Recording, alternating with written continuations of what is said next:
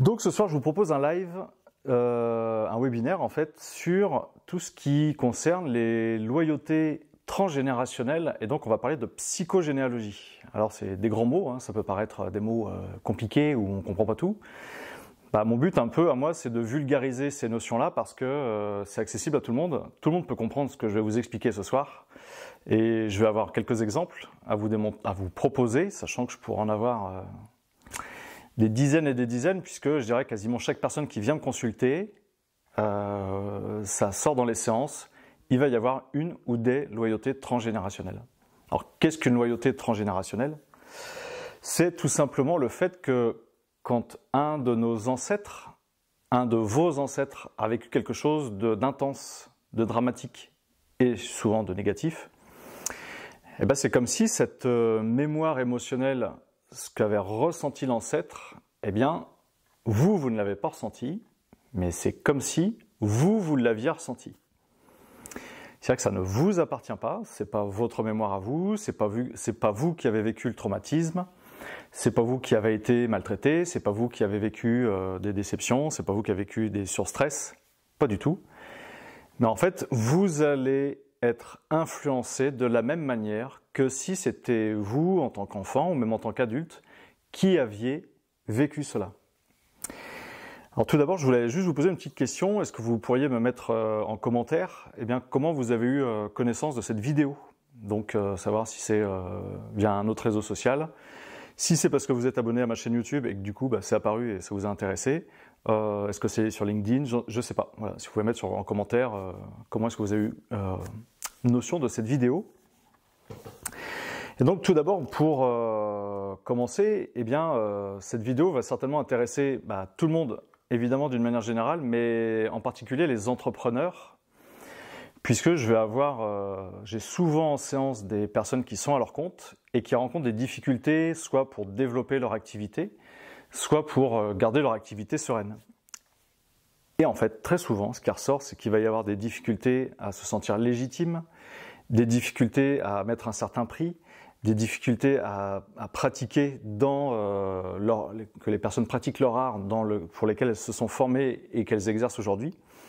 Des difficultés à se placer, à exister, à accepter d'être vu, parce qu'en fait, quelque part, bien souvent, quand on est à son compte, on est obligé de faire de la communication, de la publicité, et c'est d'accepter peut-être de faire un salon, de faire un webinaire comme moi je fais ce soir par exemple, d'accepter en fait de mettre sa photo dans un journal, parce que des fois vous avez des journaux qui font de la publicité pour vous. Bref, voilà, il y a tout un tas de choses qui font qu'on peut être freiné dans l'émancipation de son activité, et très souvent, soit il y a des loyautés avec les parents, mais le plus souvent ce que je vais retrouver en fait, c'est des loyautés avec les ancêtres.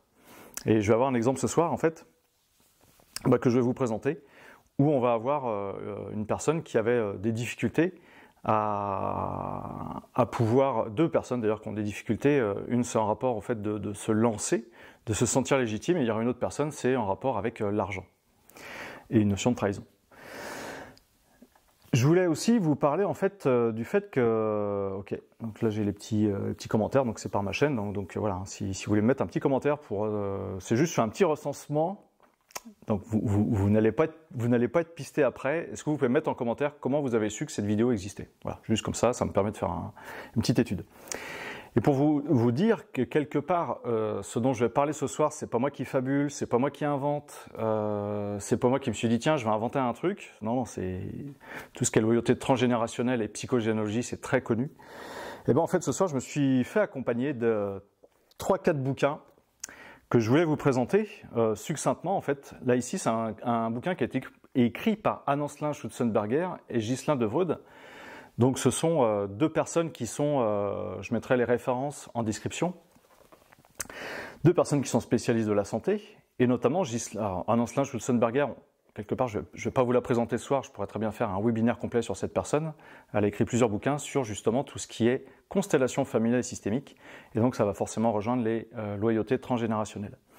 Mais juste pour vous parler, Ghislain Devreud, j'avais déjà présenté son livre, un de ses livres il y a plusieurs années de ça. Donc lui, il est chirurgien spécialisé dans tout ce qui est sphère intestinale et viscérale, ainsi que les organes reproducteurs. Et en fait, un jour, on lui amène une jeune fille Les pompiers l'appellent, il était chez lui, il était en pause, il était chez lui, mais c'était le grand spécialiste, c'était au Québec là-bas. Il dit, bah voilà, on m'appelle et on me dit, Monsieur Devreux, il faudrait que vous veniez en urgence, aux urgences, puisqu'on a reçu une gamine qui a 9 ans. Elle faisait du vélo sur la neige, la glace, elle a glissé et elle s'est empalée en fait sur une tige métallique rouillée qui dépassait du sol. Et elle s'est empalée, bah, vous imaginez bien où, évidemment, au niveau du pubis. Ils lui disent, on l'a désincarcérée de la tige métallique. Là, elle est au bloc opératoire, elle est choquée, etc. Faut que vous veniez. Donc lui, il vient au bloc opératoire, il s'équipe, et puis c'est vraiment une gamine qui est miraculée parce que la tige métallique, elle a traversé une partie de ses organes, mais elle n'a touché aucune artère, aucune veine, aucun organe vital. Ça a frôlé le cœur, ça a vraiment frôlé une artère, ça a frôlé le foie, mais il n'y a pas eu d'hémorragie interne, et la gamine est toujours vivante. Donc Ghislain Devreux, lui, il fait ses affaires en tant que chirurgien, chirurgie réparatrice. Alors il faut aussi savoir qu'il est spécialisé dans toutes les personnes qui ont des problèmes de constipation chronique, voire même les personnes qui sont constipées toute leur vie. Il est aussi spécialisé dans les personnes qui vont avoir des syndromes de côlon irritable et syndrome de Crohn par exemple. Donc lui, il est chirurgien et il a développé des techniques d'hypnose justement pour aller déprogrammer l'inconscient chez les personnes qui ont des problèmes digestifs. Voilà, c'est pour le présenter hyper succinctement. Donc si je reviens à cette soirée-là, il réussit à faire sa chirurgie réparatrice chez l'enfant, et puis 15 jours, 3 semaines plus tard, il reçoit la maman, la gamine elle pète le feu. Par contre la mère elle est hyper renfermée, hyper dans sa bulle. Bon. Elle lui demande, bah voilà, comment ça va votre fille, tout va bien, et vous, comment ça va? Bah la mère va pas très bien parce qu'elle dit, ma fille là, vient d'avoir un accident, mais moi en fait, il m'est arrivé quasiment la même chose, quasiment au même âge, c'est-à-dire que je me suis empalé sur la selle de mon vélo, donc au même endroit au niveau du pubis. Et elle a dit, j'ai fait des recherches, parce que ma mère, donc qui est la grand-mère de ma fille, elle a été abusée quasiment au même âge. Et bien là, en fait, on peut commencer à proposer que c'est une loyauté transgénérationnelle, c'est-à-dire que chez les femmes du clan, il va y avoir cette répétition de scénarios, et comme par hasard, c'est toujours au même endroit, et comme par hasard, c'est toujours au même âge. Mais en fait, tout ça pour vous dire qu'on est tous concernés par ce qu'ont pu vivre nos ancêtres, puisque nous sommes le fruit de nos ancêtres. Et donc, pour continuer dans l'introduction de ce webinaire, vous avez Gérard Attias, qui est un ancien médecin généraliste, qui a écrit Racines familiales de la maladie. Et donc, en fait, c'est 3 livres qui parlent en fait de loyauté transgénérationnelle, mais en rapport avec des pathologies. C'est-à-dire que des personnes, lui en tant que médecin généraliste, en tant que donc scientifique, il a pu observer, analyser et conclure qu'il n'y avait pas de hasard dans les pathologies qu'il cite là dans ces exemples, et qu'en fait il a trouvé des loyautés transgénérationnelles, et il explique ça vraiment très très bien dans ces bouquins-là. J'ai un autre livre qui est aussi super intéressant, qui est écrit par Barbara Couvert. Ça s'appelle « Héritier de l'histoire familiale, point d'interrogation, ce que la science nous dévoile sur la psychogénéalogie ». Donc c'est-à-dire que vous avez toute une littérature qui existe aujourd'hui sur ces thématiques que j'expose ce soir. Et en fait, vous avez vraiment, c'est hyper intéressant parce que les personnes qui font de la psychogénéalogie, par exemple, à partir de l'arbre généalogique, vont pouvoir déterminer si la personne elle peut être en loyauté avec un ancêtre. Après, je ne connais pas assez cette science pour savoir s'ils arrivent à déprogrammer et si oui, comment ils le font. Mais moi, ce que je sais, c'est qu'en constellation familiale systémique, on arrive à déprogrammer justement à arrêter ces loyautés. Parce que quand je vous parle de la petite fille de 9 ans qui s'est empalée, ce qu'il faut vous dire quelque part, c'est que elle, le jour où elle a un enfant, elle a une fille, la probabilité pour que sa fille ait un souci au niveau du pubis est très fort. Puisque, si vous voulez, c'est plus fort que nous. C'est comme si c'était écrit au marbre quelque part, dans ta vie, tu vas devoir t'empaler sur quelque chose à ce niveau-là. Vous voyez, c'est... Ou te faire empaler, évidemment. Je vais boire un petit coup. Donc, comme d'habitude, si vous avez des questions, n'hésitez pas à les poser en commentaire ou là sur le chat. Et autrement, si vous avez des questions et que vous voyez cette vidéo a posteriori après le webinaire, vous pouvez poser vos questions en commentaire. J'y répondrai dans les jours qui suivent parce que je n'ai pas les notifications. parce que je ne veux pas avoir les notifications YouTube, parce qu'autrement ça n'arrêterait pas. Mais voilà, j'essaye de répondre le plus possible aux questions. Et puis toujours avec Gérard Attias, ça c'est un bouquin qui me sert en fait quand je fais ma formation en constellation familiale et systémique. C'est le dictionnaire généalogique des prénoms. Et donc il est vraiment passionnant parce que ce livre, eh bien en fait vous avez énormément de prénoms, évidemment pas tous les prénoms qui existent en France, mais une énorme quantité. Et on va vous expliquer que votre prénom quelque part n'arrive pas là par hasard, mais c'est surtout que en fait vous êtes rattaché à certaines mémoires qui sont relatives au clan. Et donc ça peut très bien vous donner des pistes sur votre vie.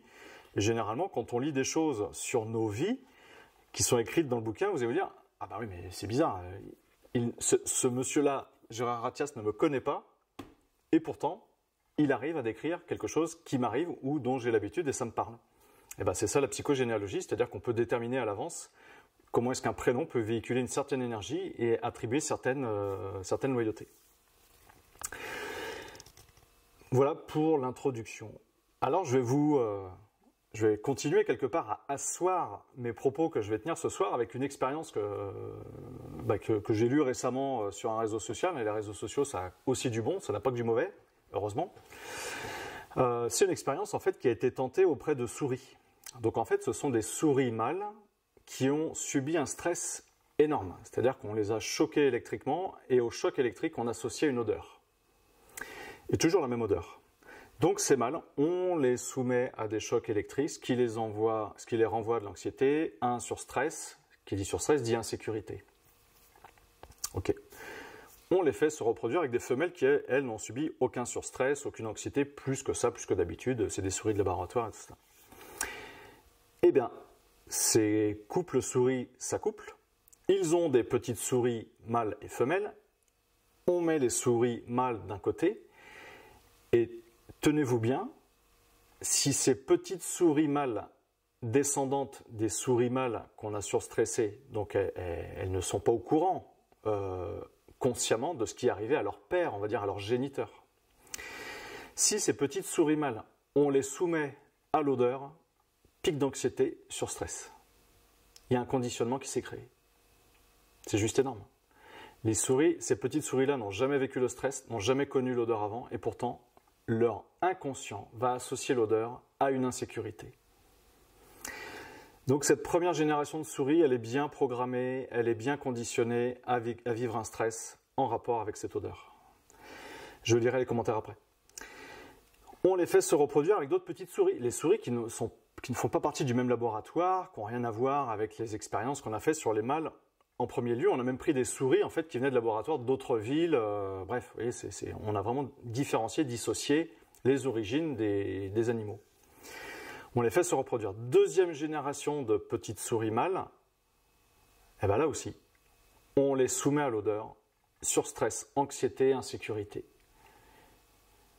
Cet exemple va vraiment illustrer ce que je vais vous proposer après, c'est-à-dire que certains stress, pas tous, et heureusement, mais certaines insécurités, certains surstress qu'ont pu vivre nos ancêtres, c'est comme si nous les portions en nous de manière inconsciente, et on peut être en surstress, on peut être en très forte contrariété, parce que ça peut être des colères aussi, par certains stimuli extérieurs, mais en fait ça ne nous appartient pas, c'est parce que c'est notre ancêtre qui aura vécu quelque chose, et nous dans cette vie-ci, c'est comme si quelque part on était là pour réparer ce qu'a vécu notre ancêtre, pour peut-être essayer de mettre de la paix là-dedans, et en effet, quelque part quand on va avoir certaines pratiques thérapeutiques comme les miennes, eh bien on peut s'autoriser et autoriser le clan à se délivrer de cela. Alors je vais regarder les commentaires. Voilà. Voilà, donc en effet, je ne vous regarde pas spécialement là ce soir sur cette vidéo-là parce que les caméras sont vraiment bien séparées, j'ai pas pu faire autrement, j'ai paumé un de mes trépieds. Donc du coup, je filme plus là, je regarde plus là. Je suis désolé, c'est comme ça. Ok, donc voilà, comme je vous l'ai dit tout à l'heure, voilà, j'ai des petites infos qui viennent par rapport à comment vous avez trouvé cette vidéo et n'hésitez pas à me le mettre en commentaire. Autre chose dont je voulais vous parler, c'est que quelque part on est là pour expier, pour guérir le clan. C'est-à-dire que quand vous êtes en loyauté avec un ou des ancêtres, c'est-à-dire que ce n'est pas forcément tous les membres du clan, tous les membres de famille qui ont ce rôle-là. Mais c'est comme si, pour moi, hein, inconsciemment, il y avait une partie de nous et une partie de vous qui étaient d'accord pour être en loyauté avec l'ancêtre. Pour lui permettre, c'est comme si cet ancêtre en fait s'exprimait à travers vous. Et vous avez des personnes qui peuvent avoir certaines pathologies, alors moi j'en ai eu, et récemment aussi, qui avaient une pathologie. Alors dans leur vie on va retrouver des stress, mais la pathologie qu'ils ont aujourd'hui, ce n'est pas eux qui ont vécu l'insécurité et le surstress, c'est l'ancêtre. Et la personne aujourd'hui, elle somatise pour son ancêtre. Alors c'est pour ça que si on considérait vraiment ça, la psychogénéalogie, eh bien, on pourrait peut-être se dire, est-ce que les maladies génétiques ne sont pas le fruit d'une adaptation de nous, et peut-être même de nos parents ou de nos grands-parents, par rapport à un surstress qu'a vécu un ancêtre? Est-ce qu'une mucoviscidose ne serait pas une pathologie qui serait là pour avoir des bronches et des poumons beaucoup moins performants parce qu'il y a un ancêtre qui s'est fait gazer pendant la Seconde Guerre mondiale ou pendant la Première Guerre mondiale dans les tranchées? Je vous pose ces questions, mais on peut se poser les questions. Et j'en passe. Donc vous avez aussi des femmes qui se font faire l'ablation des deux seins parce qu'elles se disent « bah oui, mais d'une femme à une autre, dans mon clan, il y a eu des cancers du sein ». Oui, alors déjà d'une part, les cancers du sein, ça se guérit. Il y a toute l'allopathie qui est là pour ça, et d'autres techniques aussi, je suis d'accord. Mais vous avez, si on va déprogrammer ce que l'ancêtre a pu vivre à un instant T dans le clan, dans la famille, est-ce que ça ne va pas absolument éradiquer, déprogrammer le risque de cancer du sein dans toutes les générations à venir? C'est une question que je vous pose et que je me pose. Bon, j'ai un peu la réponse, mais je vous la pose à vous.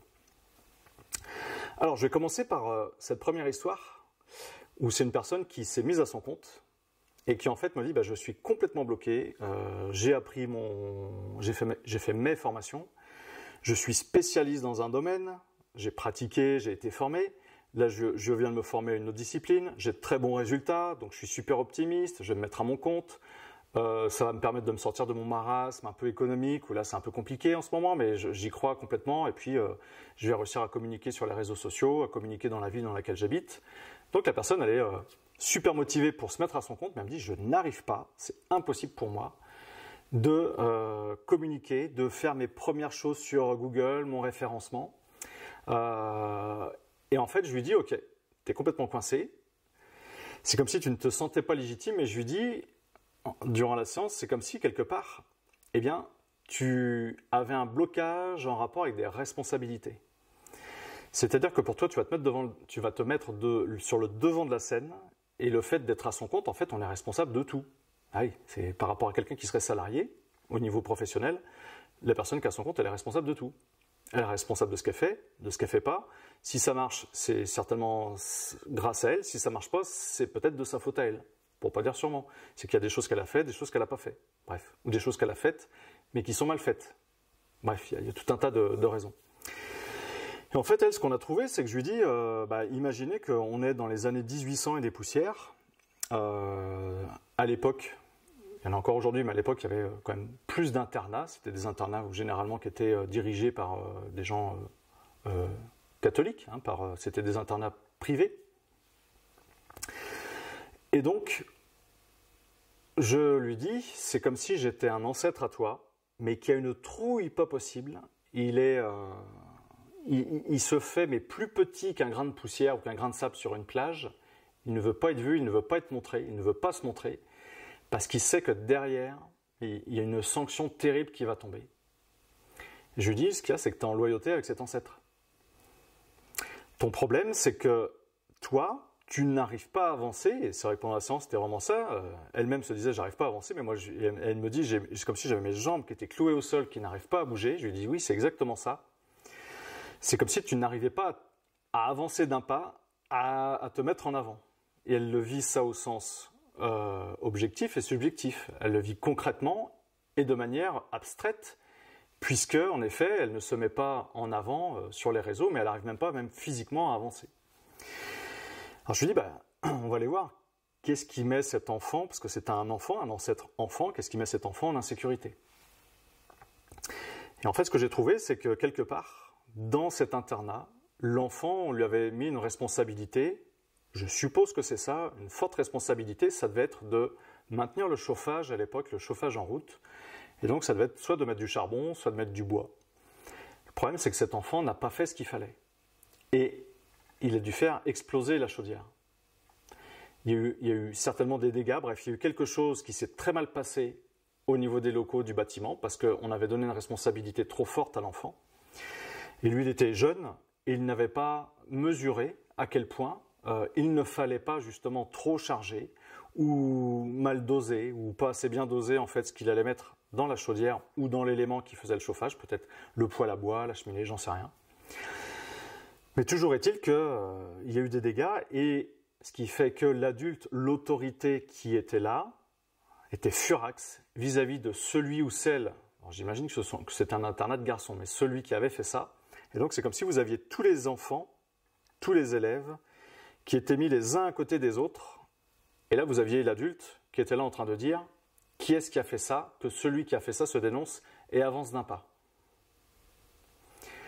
Et bien c'est ça la magie des loyautés transgénérationnelles, c'est que ma cliente là, on est dans un autre contexte, on est en 2025 et elle est bloquée dans sa vie professionnellement parce qu'elle est en loyauté avec cet ancêtre qui sentait que la foudre allait s'abattre sur lui s'il avançait d'un pas, s'il se mettait en avant, s'il se mettait en lumière, s'il se dénonçait.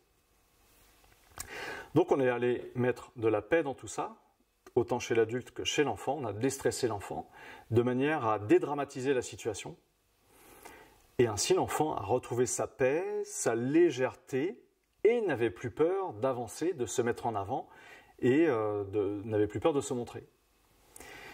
Et donc, on est en train de voir les fruits aujourd'hui. Ma cliente est en train de récolter les fruits de cette séance aujourd'hui, puisqu'elle va pouvoir se mettre en avant et commencer sa communication, et commencer à faire de la publicité sur son démarrage d'activité. Voilà, alors si vous avez des questions, n'hésitez pas. Mais ce qu'il faut vous dire, c'est que si à un moment dans votre vie, vous sentez que ça bloque, qu'il y a plus qu'un grain de sable, c'est un pavé dans le rouage, dans les roulements, soit ça vous appartient à vous, mais quand c'est trop gros, trop flagrant, que vous dites je comprends pas, je suis très doué pour faire ça, et là ça m'est impossible d'y arriver, c'est que souvent c'est pas à vous, c'est-à-dire que le blocage ne vient pas de vous, ça vient d'au-dessus. Quand je dis d'au-dessus, c'est souvent des ancêtres. Alors, j'ai un autre exemple. C'est une personne qui me dit, alors, j'ai un gros souci. C'est-à-dire que quand je reçois du monde, et quand je reçois du monde chez moi, ça me fait super plaisir, autrement je ne le recevrai pas. J'ai vraiment beaucoup de joie à accueillir les gens chez moi, à leur faire à manger, on va chanter, on va faire tout un tas d'animations. Mais elle me dit, la dernière fois que j'ai organisé un repas comme ça, je me suis retrouvé dans ma cuisine, je me suis mise à pleurer toutes les larmes que j'avais parce que j'ai pété un plomb, j'ai pété un câble, je me sentais incapable d'assumer, d'assurer. Et en fait, elle m'a dit, mais quand j'organise un repas comme ça, je m'y prends 3 semaines à l'avance. Et je lui dis, ouais, mais quand je me cale sur elle, je lui dis, oui, mais en fait, là, tu es en anxiété totale. C'est-à-dire que pour toi, ça te fait plaisir de recevoir les gens, tu as l'habitude de le faire, c'est une personne qui a déjà fait beaucoup de repas dans sa vie, il n'y a jamais eu aucun problème avec ça, mais là, ça ressort. Alors pourquoi à son âge ? Je ne sais pas, pour l'instant, parce que c'est une personne qui est en retraite, mais si vous voulez, c'est pas comme si elle avait un événement, on lui demandait de sauter en parachute depuis un avion à 4000 mètres d'altitude, vous voyez, on ne lui demande pas une épreuve hyper difficile. Et en plus, c'est elle qui organise le repas. Alors je lui dis, écoute, on va aller chercher pourquoi est-ce que aujourd'hui et dans ta vie, en fait, tu es hyper anxieuse et tu es hyper stressée à l'idée d'organiser un repas. Et là, ce que je lui dis, en fait, en constellation familiale systémique, ce qui est ressorti, c'est qu'elle est en loyauté avec des ancêtres qui avaient accueilli des gens à un repas, mais qui avaient été trahis par ces gens a posteriori plus tard. J'explique. on est vraiment remonté très loin là. Autant l'histoire d'avant que je vous ai racontée, je pense, ça devait être dans les années 1800, mais pas plus, enfin pas vraiment après. Là, on est vraiment remonté très loin, et je lui dis, c'est comme si tes ancêtres, c'était une tribu, c'était une peuplade, qui devait habiter une île. Alors je lui dis, est-ce que tu es déjà allé à Tahiti? Elle me dit, oui, je suis allé à Tahiti, parce que je dis, ça fait vraiment penser à ça, et elle a adoré aller à Tahiti. Elle a visité les îles et tout ça. Il y a plusieurs années de ça. Et je lui dis, là, c'est comme si tes ancêtres, quelque part, ils avaient accueilli, reçu les navigateurs, les étrangers qui étaient là. On leur a offert le gîte, le repas, un peu comme le film Le Bounty, donc pour l'instant, tout se passe bien. Et sauf qu'à un moment, ça s'est retourné contre eux, et c'est eux qui ont été obligés, de fuir, de s'extraire de leur île pour sauver leur peau. Et en effet, ça venait chercher des loyautés de territoire. C'est-à-dire que les ancêtres ont subi une trahison. Et elle, inconsciemment, elle était hyper anxieuse, mais c'est parce qu'elle est en loyauté avec ses ancêtres qui avaient accueilli des étrangers et qui en fait avaient été trahis par la suite. Et je suppose qu'une partie du village avait été détruite par ces peut-être conquistadors, mais en tout cas ces navigateurs qui avaient envahi après l'île de territoire. Alors vous allez me dire, oui, mais elle, c'est pas exactement ce qui se passe. Non, on est d'accord. Elle n'habite pas sur une île, elle ne reçoit pas des étrangers, personne n'est mort, et en fait, tout le monde a bien mangé. Mais c'est juste que la traduction de ce qu'ont vécu les ancêtres, elle le vit à sa façon, dans des conditions qui sont différentes, mais où il y a des similarités. Et elle me dit, ce qui est intéressant, c'est que au moment de Noël, j'ai mon voisin qui vient me voir pour me dire qu'il allait faire des travaux, qu'il allait y avoir des machines qui allaient rentrer. Et elle me dit, mais moi je l'ai accueilli sans me méfier. Je l'ai accueilli chez moi, on a bu un café. Vous voyez, ça s'est fait en toute simplicité, en toute amitié. Et elle me dit, après, en fait, il m'a fait un petit dans le dos. C'est-à-dire qu'il m'a détérioré ma clôture, il m'a détérioré mon mur, et j'ai eu 1000 peines en fait à me faire rembourser et à faire en sorte qu'il puisse rénover, réfectionner ce qui avait été détruit. C'est bizarre, non? C'est-à-dire qu'elle aussi, quelque part dans sa vie, elle aura vécu ce scénario-là où elle ouvre sa porte à un étranger et après, ça se retourne contre elle. Petite histoire qui est intéressante. J'ai une troisième histoire à vous raconter. Donc, c'est une personne qui est à son compte depuis plusieurs années, mais qui me dit « je galère, je comprends pas, j'ai un problème avec l'argent, l'argent ne veut pas rentrer, ou bien quand il est là, c'est comme du sable qu'on a entre les doigts, il me glisse entre les doigts et je ne sais pas quoi faire de ça. » Je lui dis ok, on va aller voir ce qui se passe. Donc on fait un travail sur elle, on fait une constellation en individuel, c'est ce que je fais, les constellations en individuel en visio. Et puis je lui dis, écoute, moi ce que je perçois, c'est qu'il y a énormément de tristesse, il y a presque du désespoir chez quelqu'un et en fait, t'as un ancêtre, c'est pas lui qui a vécu le désespoir et la tristesse, c'est une autre personne, c'est une tierce personne, voire même un groupe de personnes qui vit ça. Et par contre, ton ancêtre, lui, il est dans sa fierté, son orgueil, et c'est « moi, je n'ai rien à me reprocher ». Alors je creuse la question, et puis je vais chercher, je descends dans les strates pour savoir quelle est l'origine de l'origine de l'origine de l'origine. Et en fait, ce qui s'est passé, c'est que son ancêtre devait être agriculteur. Il devait certainement cultiver des céréales, des poulets, des volailles, etc. Donc ça remonte, c'est pareil, ça remonte à, je dirais, quelques centaines d'années. Parce que les loyautés transgénérationnelles, en fait, si vous voulez, ça, c'est pas juste qu'on peut être en loyauté avec les 3, 4, 5, 6, 10 générations au-dessus. Il y en a qui disent on monte que jusqu'à 7. Non, pour moi, c'est illimité. Quelque part, les générations les plus proches, oui, on peut être d'autant plus influencé. Mais si les personnes, les ancêtres ont vécu un drame il y a plusieurs centaines d'années, ça peut ressortir aussi. J'avais une cliente, alors je ne vais pas vous la dire ce soir, celle-là, mais sauf si vous me demandez en commentaire, si vous voulez que je vous raconte la dernière histoire avec la Corse. Mais autrement, je ne vais pas la raconter, je la nomme plutôt en formation, celle-ci. Donc si je reviens à ma personne, en fait, qui avait un ancêtre qui se sentait fier et orgueilleux, eh bien, je lui dis oui, c'est comme s'il y avait des gens qui étaient un peu malheureux, qui lui avaient confié, comme s'il lui avait confié du blé. Comme s'il lui avait confié du blé, de l'orge, des graines à semer, à cultiver, à récolter pour qu'eux puissent manger après. Le blé, c'est symbolique, c'est l'argent aussi. Et en fait, ton ancêtre, l'agriculteur, n'a pas pris ces gens au sérieux. Soit ce qu'il leur avait donné dans le sac, ce qu'il lui avait donné dans le sac, ça s'est perdu, ou il l'a utilisé, ou je ne sais pas ce qu'il en a fait. Mais si vous voulez, en fait, son ancêtre n'a pas tenu sa parole, il n'a pas respecté ce qu'il avait dit aux gens, et en fait, ces gens se sont retrouvés dans le désœuvrement, parce que du coup, ils n'avaient plus rien à manger, et en tout cas, ils n'ont rien pu récolter. Et eux déjà, qui étaient limite en famine, et qui attendaient énormément de l'ancêtre, eh bien, n'ont pas pu récupérer leur denier, ou en tout cas leur bien, ou la récolte du blé. Le blé, c'est l'argent, il y avait une notion de trahison, et aujourd'hui, ma cliente, elle vient me consulter tout simplement parce que elle n'arrive pas justement à avoir le blé, elle n'arrive pas à récupérer le fruit de ce qu'elle a semé. C'est comme s'il y avait, entre guillemets bien sûr, un juste retour des choses. Ton ancêtre a trahi les gens, n'a pas assuré le fait que toi aujourd'hui tu vas porter cette mémoire et c'est à toi justement qu'on va faire porter cette loyauté. C'est-à-dire que quel que soit ce que tu vas semer, on t'empêchera de récolter. Donc on a remis de la paix dans tout ça, dans cette histoire d'ancêtre en psychogénéalogie, de manière à ramener de la paix chez l'ancêtre, à ramener de la paix chez les gens qui s'étaient sentis trahis, et ben pour permettre à la personne, si vous voulez, qu'aujourd'hui, elle ait une aisance financière qui soit là, que lorsqu'elle travaille, eh bien, en fait, ça lui rapporte suffisamment d'argent pour subvenir à ses besoins et au-delà, et qu'elle puisse avoir une certaine abondance financière, quoi. D'accord ? Alors je vais regarder s'il y a des commentaires.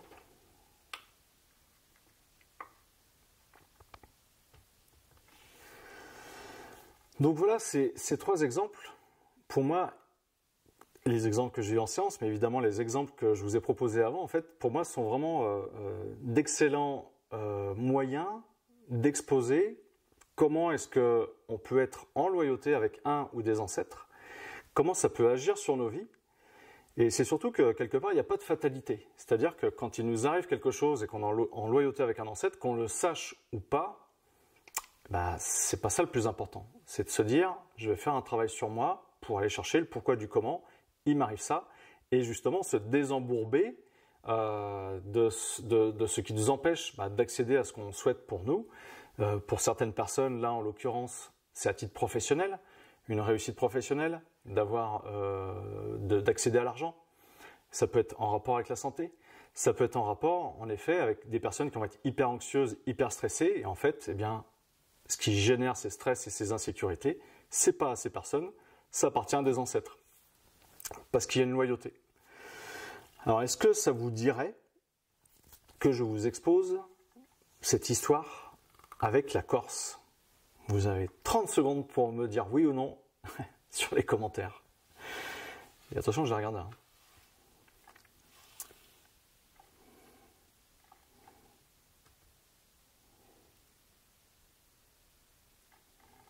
Bon, j'ai dit oui. Bon, bah, si vous insistez... Donc, c'est une personne qui vient me consulter. Là, la séance, on l'avait faite à l'époque en présentiel, parce qu'aujourd'hui, je fais que des séances en visio, sauf les ateliers en groupe. J'y reviendrai à la fin de la vidéo.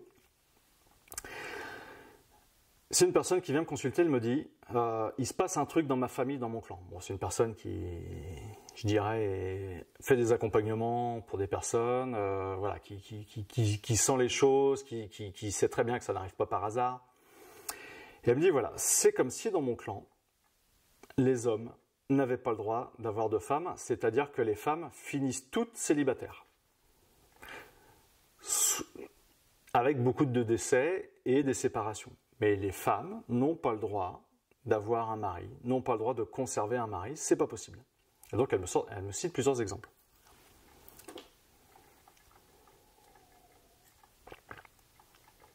Alors, je lui dis ok, c'est intéressant. Et elle me dit moi la première, avec mon mari, on s'est séparés et aujourd'hui, je n'arrive pas à refaire ma vie. Donc c'est un exemple typique des personnes qui peuvent avoir des difficultés à se mettre en couple, qui peuvent avoir des difficultés dans leurs différents couples qu'elles ont pu vivre, qu'elles ont pu avoir, où à chaque fois il va y avoir une répétition de scénario. Il n'y a pas de hasard non plus. Et là je lui dis ok, je commence à incarner un ancêtre, je lui dis là, je sens qu'il y a un ancêtre, c'est une femme qui est désœuvré, qui est triste, qui ne se sent pas respecté et qui a aussi de la colère. Je lui dis, quand je suis cette femme, c'est comme si elle pointait du doigt les membres du clan, les membres de sa famille, et elle a énormément de colère parce qu'on ne la respecte pas. C'est comme si elle les condamnait avec son doigt. Je lui dis, je vais aller voir qui est-ce qu'elle condamne comme ça, qui est l'auteur des méfaits qui font qu'elle condamne les membres de sa famille. Et là, du coup, je gonfle le torse, vous voyez, je prends une posture de quelqu'un qui veut parler un peu comme ça. Alors je lui dis, c'est comme si je parlais corse. Elle me dit, oui, moi je suis corse, je suis d'origine corse, alors sachant qu'elle n'a pas l'accent, et elle a juste son nom de famille, qui peut faire penser à la Corse, mais ça fait penser aussi à l'Italie. Et je lui dis, mais là, je suis comme si j'étais un Corse. Et c'était rigolo, parce que il y avait vraiment la fierté du Corse, et le Corse qu'on doit respecter. C'est-à-dire que le Corse, il ne respecte pas que l'étranger vienne dans le clan. Alors là, on creuse pendant la constellation. Et en fait, ce qui s'est passé, c'est que cette jeune fille a dû tomber amoureuse de quelqu'un qui ne faisait pas partie du village, qui ne faisait pas partie des environs. Et elle a eu un rapport avec cet homme et elle est tombée enceinte. Sauf qu'elle n'était pas mariée, elle devait être jeune. Et le fait de tomber enceinte, le clan, mais je pense surtout le père, l'a fait s'exiler dans un monastère, dans un couvent. Et ça arrivait très souvent, malheureusement, au siècle dernier et les siècles précédents. Vous aviez beaucoup de jeunes femmes qui, non mariées, tombaient enceintes. Donc là, c'est un péché absolu pour la religion qui était la religion catholique à l'époque, mais je pense pour d'autres religions aussi. Parce que la femme n'est pas légitime à avoir un enfant puisqu'elle n'est pas mariée. Cet enfant, c'est un bâtard. Il sort d'où ? Il n'a rien à faire là. Et donc, en fait, on envoyait les filles au couvent. Alors, soit parce qu'il y avait des faiseuses d'anges, soit parce qu'on les envoyait à cause de la honte que ça pouvait générer dans le clan, tout simplement parce que ça ne se fait pas, elle n'était pas mariée, elle a un enfant illégitime. D'où vient ce sang ? Oui, il peut y avoir une notion de sang. Et c'est surtout qu'à l'époque, quand la femme se mariait, ou la jeune fille se mariait, c'était quasiment tout le temps des mariages arrangés, entre familles, parce qu'il y avait une dot, parce qu'il y avait peut-être des terres à récupérer. Voilà. Faut savoir quand même en Europe, il n'y a pas si longtemps que ça, plus de 90% de la population était paysanne. C'était une population qui travaillait dans l'agriculture. Donc les terres, c'était très très précieux. Les terres, les vaches, les bêtes, c'était très précieux à l'époque. Et donc on envoyait les jeunes filles au couvent, où on faisait croire qu'elles étaient malades. Et comme par hasard, celles qui en survivaient, elles revenaient 9 mois plus tard. Elles étaient sans enfants, elles étaient guéries de leur maladie. Et soit l'enfant faisait un petit bâtard là qui allait être peut-être adopté ou pas. Et j'en passe, c'est des meilleurs. Les faiseuses d'anges peut-être faisaient leur travail. Bref, je passe les détails. Mais donc cette femme, du coup, cette jeune femme, pour moi, elle est décédée dans le couvent et elle n'a jamais pardonné à son père et aux membres du clan de l'avoir plus que déshérité, c'est de l'avoir banni du clan et de l'avoir envoyé là-bas. Eh bien, cette histoire fait que, aujourd'hui, les femmes du clan ne pouvaient pas avoir d'homme, puisque l'homme, à un moment, chez les ancêtres, a rejeté, a mis à part sa fille, a mis à part le féminin. Donc il y a un rapport entre la polarité masculine et féminine qui se répercute dans le clan aujourd'hui. Donc on a libéré les animosités par rapport à ça. Mais ça ne s'est pas fait tout seul. Quand je dis ça, c'est parce que, en fait, je ne me suis pas arrêté là. C'est-à-dire, ok, le père qui n'est pas content, sa fille qui est blessée, et qui est anéantie et qui est éjectée du clan. Mais parce qu'il a fallu que je sache pourquoi est-ce que le père corse n'acceptait absolument pas qu'il se soit un étranger qui vienne féconder sa fille. On n'est pas avec une question religieuse, ça va au-delà de ça. Et là où je suis remonté dans le temps, c'est que à une époque, les habitants de la Corse, je dirais, vivaient simplement et vivaient heureux. Ils subvenaient à leurs besoins, la mer leur apportait les poissons, ils avaient certainement leur culture, en fait, tout allait bien. Mais ce qu'il y a, c'est que la Corse a été envahie à plusieurs reprises, et notamment par des soldats perses qui, à une époque, considéraient les autochtones corses comme si c'était des animaux. Et ça, c'est hyper intéressant parce qu'il y avait ce rapport de force où vous avez les Perses qui débarquent sur leurs bateaux, avec leurs armures, avec leurs épées, leurs haches, leurs différents outils de guerre. Et les Corses sur place, eux qui étaient prospères, eh bien en fait, se sont fait anéantir, se sont fait exterminer par les Perses. Et ils ont été obligés de quitter le rivage pour aller dans le maquis. Mais là, en Compostelle, ce qui est ressorti, c'est que ces gens, en fait, se sont quasiment mis à vivre à l'âge de pierre dans des grottes. C'est-à-dire qu'ils se sont planqués tellement ils avaient peur de se faire tuer par les Perses qui les avaient envahis. Et je le dis et je le répète, c'est vraiment comme si, aux yeux des Perses, les Corses, c'était rien en fait. Autant, j'imagine que vous aujourd'hui, des fois ça vous arrive d'écraser un moustique, d'écraser une mouche, ça vous fait ni chaud ni froid, si ce n'est que vous écrasez un moustique, vous êtes content. Eux, les Perses, c'est exactement la même chose. Je vais écraser une mouche, je vais écraser un moustique, ça me fait ni chaud ni froid, c'est vraiment comme si pour moi, c'était des sous-êtres, des sous-hommes, quoi. Et donc, cet envahisseur, cette notion d'avoir été persécuté, fait que dans l'inconscient des Corses, aujourd'hui, le Corse, encore aujourd'hui, a du mal à accepter l'étranger.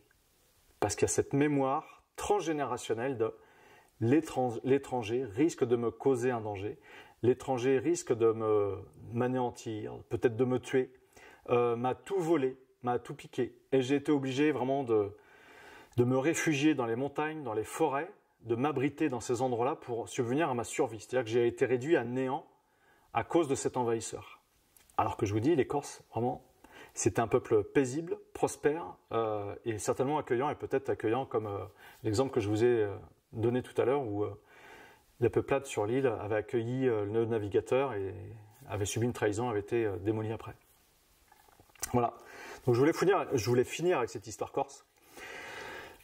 J'espère que ce webinaire vous aura plu. Peut-être que ça vous aura apporté des éclairages sur nos vies, sur comment ça fonctionne, qu'on n'est pas responsable de tout ce qui nous arrive, mais à partir du moment où on acquiert une certaine connaissance, pour ne pas dire une certaine conscience a posteriori, eh bien là, en fait, on ne peut plus être victime, et c'est à nous de nous prendre en charge, c'est à nous de nos responsabilités, afin de peut-être corriger, de mettre plus de paix en nous, et chez les membres du clan, sachant que quand vous agissez sur vous, forcément vous agissez aussi sur les autres membres de votre famille, c'est pour ça qu'on appelle ça des constellations familiales et systémiques, c'est-à-dire que vous agissez sur le système qui vous entoure.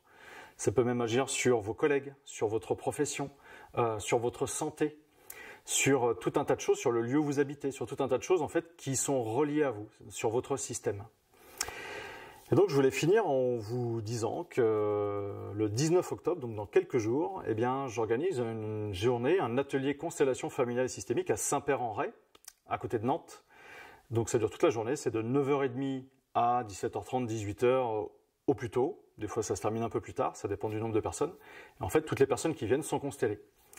Vous avez toutes les infos sur mon site internet boostez-vous.fr. Et puis également, si ça vous intéresse eh bien, de vous former aux constellations familiales et systémiques en individuel, parce que c'est ce que je fais, en visio, eh bien c'est pareil, j'ai ouvert une formation au début d'année prochaine, tout comme j'ouvre une formation sur comprendre l'origine émotionnelle des maladies. Et j'ouvre aussi une autre formation sur les soins ostéo-énergétiques, c'est-à-dire comment rétablir des déséquilibres osseux, musculaires, organiques, juste en ressentant l'énergie et en rééquilibrant l'énergie qui a une distorsion dans le corps de la personne. Et je ne sais pas si vous avez remarqué, mais j'ai un magnifique t-shirt ce soir. Donc c'est un t-shirt que j'ai fait faire parce que c'est un t-shirt énergétique où on a un lemniscate avec tout un tas de codages et de messages dessus.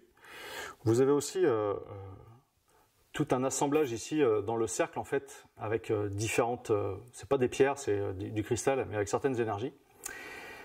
Et donc voilà, je suis assez content de moi parce que c'est moi qui l'ai mis au point, mais c'est surtout que je vais développer en fait des soins à partir de cette technique-là où ça associe les ressentis inconscients, les ressentis instinctifs, les ressentis subtils. Et bien en fait, c'est pour s'auto-consteller, pour s'auto-libérer de blocages qu'on peut avoir dans nos vies. Et donc, on va s'aider du lemniscate. Il y en a qui disent que c'est le symbole de l'infini. Pour moi, c'est aussi le symbole du mouvement perpétuel. Et bien en fait, ce mouvement perpétuel, c'est comme si quelque part c'était cyclique, et par moments on revient, hop, ça va mieux, et ça s'aggrave, ou c'est pire, et ça va mieux. Vous voyez, on peut le voir dans ce sens-là. Et bien en fait, on peut très bien se libérer de ce scénario infernal et faire en sorte que ça aille bien tout le temps. Mais parce qu'il peut y avoir des mémoires inconscientes liées à notre enfance, liées à la personne avec qui on vit, liées au lieu dans lequel on vit, ou liées aux ancêtres, et tout un tas d'autres choses. Eh bien, je vous laisse avec ces belles réflexions. Merci à vous d'avoir été là.